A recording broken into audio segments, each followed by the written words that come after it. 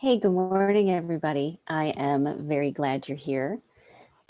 Today, we're talking about boundaries and how important they are to help you stay sane during this time of self isolation.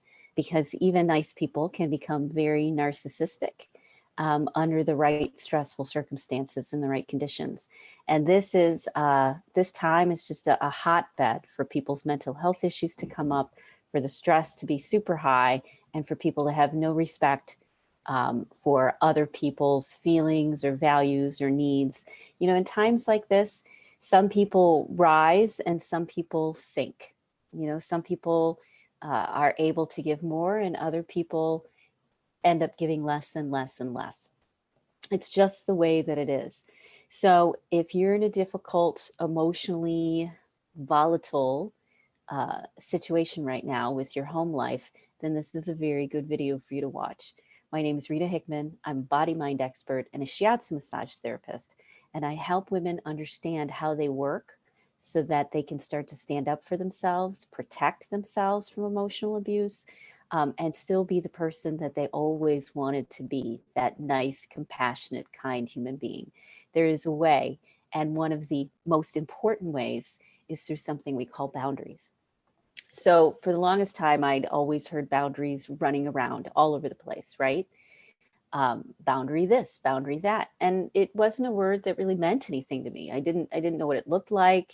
I hadn't seen it in action. I'd never really paid attention, and I certainly wasn't taught about boundaries. And many people, when they talk about boundaries, they're thinking in their mind, they're thinking, how do I stop this person from doing this thing that they're doing to me? How do I stop them from cornering me in the kitchen and telling me I'm to blame for everything? How do I stop them from texting me first thing in the morning with an attack and an accusation and a threat? You know, um, how do I stop triggering? How do I stop my body from triggering from someone who has mental health issues? You know, there's all sorts of imaginary things around boundaries of how do I stop someone else from behaving badly. But I'd like you to look at boundaries through a slightly different lens, because hopefully you know by now you really can't change anybody else. People change themselves, or they change because the circumstances force them to adapt. And that's the one we're going to focus on. You know, your focus isn't on changing somebody else or even stopping somebody else. Your focus is on how do you protect yourself from someone who will not automatically respect you, which should be a no brainer, right? It should just be the way that it is. People should just respect one another, but that's not how life works. And because life doesn't work that way, you're going to be in a lot of relationships with a lot of people who don't respect anyone because they're mainly thinking about their own emotions, their own experiences, their own pain, their own wounds, their own biological problems, their own, you know, things that they struggle with. That's what they're focused on. So really, when it comes to boundaries, you need to be focused on you. The question you have to ask yourself is, what experiences am I willing to have? And what experiences am I not willing to have? For example, are you willing to have someone minimize and belittle and diminish you today? Are you in the mood for that? Do you want to handle that? So instead of waiting until something like that happens and then reacting, you get to pay attention and look for signs and signals. Look for your spidey sense and your intuition that says, you know what, this isn't a good situation right now. And that's where your boundary comes in. You say to yourself, I'm not willing to be minimized and belittled in my own home right now. I'm not strong enough. I'm tired. I don't want to handle it. And so you say, before problems even happen, just as soon as you start to notice that there's tension or you have that sense that today is not going to be a good day, you get to make different choices. You get to decide to do things to protect yourself before you're in the middle of this maelstrom of toxicity. So, what does that look like?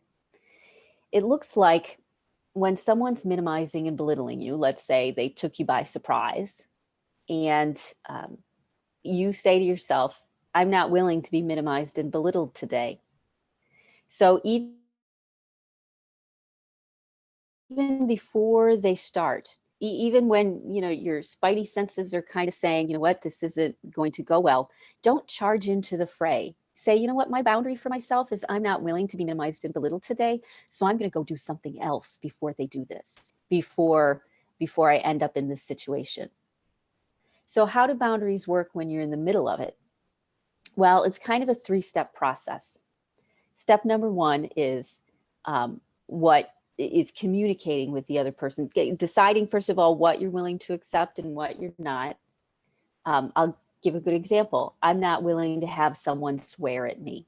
And so when they swear at me, I say, you know what? I don't swear at you, and I'm not going to allow you to swear at me. If you keep swearing at me, this conversation is done. I'll only talk to you when you stop swearing at me. And if you can't stop, I'm disengaging. And this can happen for lots of different rules, but you have to hold yourself up to a high standard. One of the things I'd suggest is you Google rules of engagement, rules for a healthy argument, and stick with them and hold them close, almost as your protection of, I don't swear at you. I'm not going to allow you to swear at me. I don't bring up the past. I'm not willing to let you bring up my past and dirty laundry.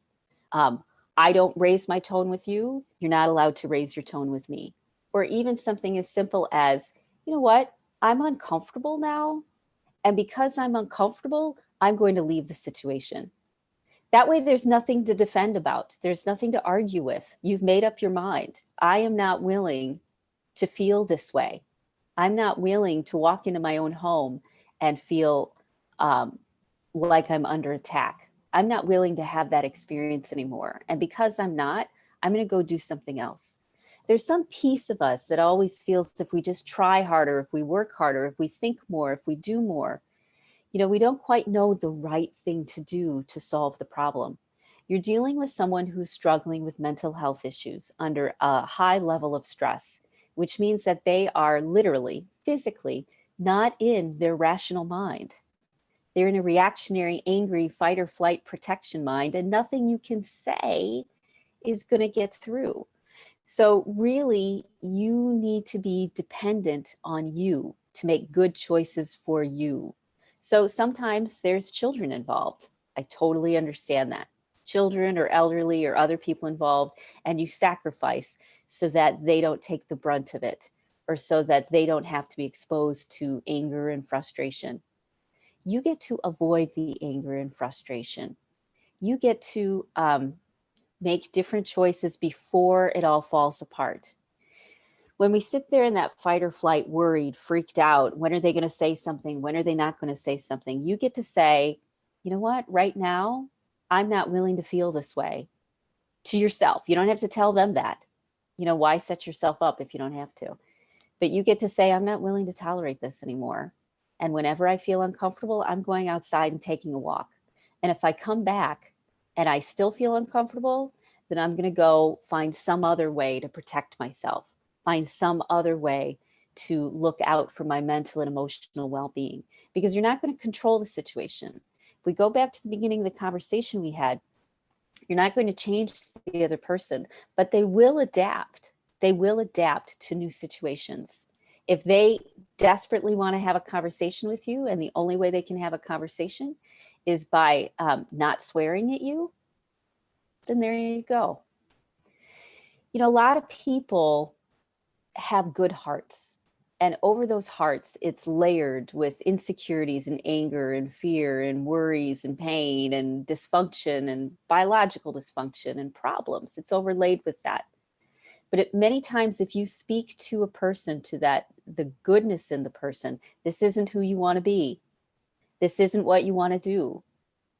You are behaving like everything that disgusts you. And I'm not tolerating it.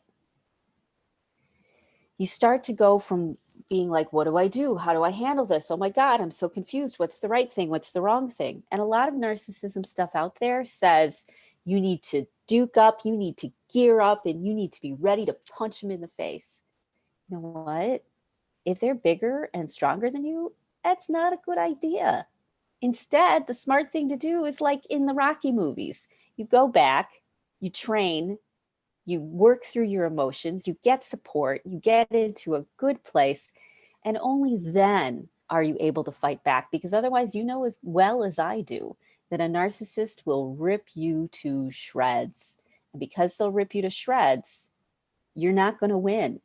You're going to only be left feeling catastrophically victimized once again, or numb because you just don't even care anymore. Now, both those aren't good. It's not good to be catastrophically re-victimized, and it's not good to be numb. It's not good for you. It's not healthy for you. And so it's time to take back your power. And the very first thing you want to start with is, what am I willing to experience and what am I not willing to experience? Am I willing to experience having someone bring up my past? No, I don't want my past brought up. So I'm not going to bring up their past. And you say that very clearly to them. You know what? I don't bring up your past, and I'm no longer going to allow you to bring up yours, to bring up mine, you know? And when you do, the conversation is over. I'm not going to respond. I'm not going to interact. And if I need to reach out to a friend, if I need to call a friend, I will. If I need to leave, I will. This is about protecting yourself in a very stressful and difficult situation. It's not about trying to control the other person, because you're not going to be able to. But what you can do is pay attention and decide, I'm no longer willing to live this way. And when you're no longer willing to live this way, you start looking for other avenues. You start getting the support that you want. And here's another thing you find.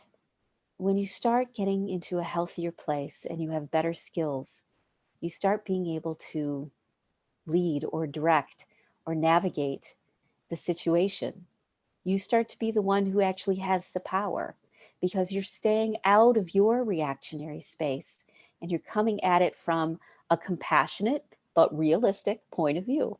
This is what this person does. This is what this person does under stress. I'm not willing to tolerate it. This is how I'm going to handle it. I'm going to pay attention to when the signs and signals are there, and I'm going to give it time to blow over. Because a narcissist's anger and frustration and aggravation and emotional stuff, they come in waves. You know what? They come in waves. And so it's almost like you just let the weather come and go. And if it's going to be bad weather, you protect yourself. You board up the windows. You know, you get on the phone with a friend and you say, you know what, this is a tough time right now. And so it adds that extra layer. It adds that extra cushion, okay, for feeling mentally stable. So don't think you have to walk in and start swinging to protect yourself, because that's not going to work, as I said, because they are probably meaner than you are. But what you can do is notice when the tides turn, notice when the weather changes. And that is when you make a different choice. That's when you say, you know what, I'm going to go do this for a little while. This is going to be my choice. Now, you may be worried about retaliation, right? I totally understand that. Most narcissists, most people who have high narcissistic tendencies, they don't want to be that way. Underneath it all, they don't want to be that way. They think they can't do anything else. And they're victim to these emotional roller coasters that they feel they have no control over. So you know what? Get out of the way. Let the wave crash, but without you standing there and getting it full in the face. Let it crash. They'll be fine. They're used to this. They've been dealing with these emotional drama their entire life. They should be very skilled at managing their own emotions. And they've managed it millions of times when you weren't there. These people who are high narcissistic tendencies, have been dealing with this for a long time. They have these feelings and they have these emotions, whether you're standing there or not. It's just like the weather, just like the phases of the moon and the direction of the wind. That's what affects it. And so you get to be smart enough to say, I'm not willing to stand out in the middle of the hailstorm and get welts from the giant baseball sized hail. I'm not willing to do that anymore. That's not in my best interests. Instead, you set a boundary. And the boundary is, I'm not willing to accept this. I'm not willing to experience this. And you don't have to. You don't have to. It doesn't mean anything. It doesn't mean you're smarter. It doesn't mean you're stronger. It doesn't mean that somehow you win. It doesn't mean that there's something wrong with you if you don't like it. It doesn't mean there's something wrong with you if it hurts your feelings or it causes you to react and you to lose your cool. Instead, you start looking to yourself. You know what? The other person is fine. They're going to be an adult. I need to figure out what is in my best interest to make sure my mental and emotional health stays stable. So that's the talk on boundaries today. If you know women who are struggling with this, and a lot of people are, make sure they reach out. We've been doing a lot of events. I've got the whole free library of live streams. If people, if women are able, I do one-on-one coaching and coaching groups, but there's also a lot of free resources if you're struggling a little bit right now, okay? So make sure you reach out, make sure you share these videos, and let's get us through this, because you don't deserve to be treated like you're nothing. You are more than that, and it's not your fault. The only thing you need to worry about is you and the experiences that you're having. Because if you're not in a good place, you can't help anybody else, including your children, including your grandchildren. You must be in a safe, strong, grounded place first. And the only way you can do that is by setting boundaries and starting to get help, okay? So I hope you have a great rest of your day. I'll see you Monday, although we've got virtual drinks on Sunday afternoon for anyone who wants to show up. Keep an eye open for that event.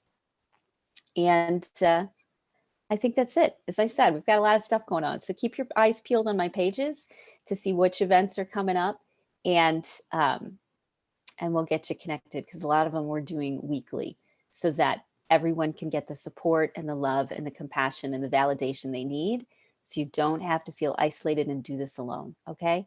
And think about some of your friends who are in toxic relationships, and take a second thought about their children.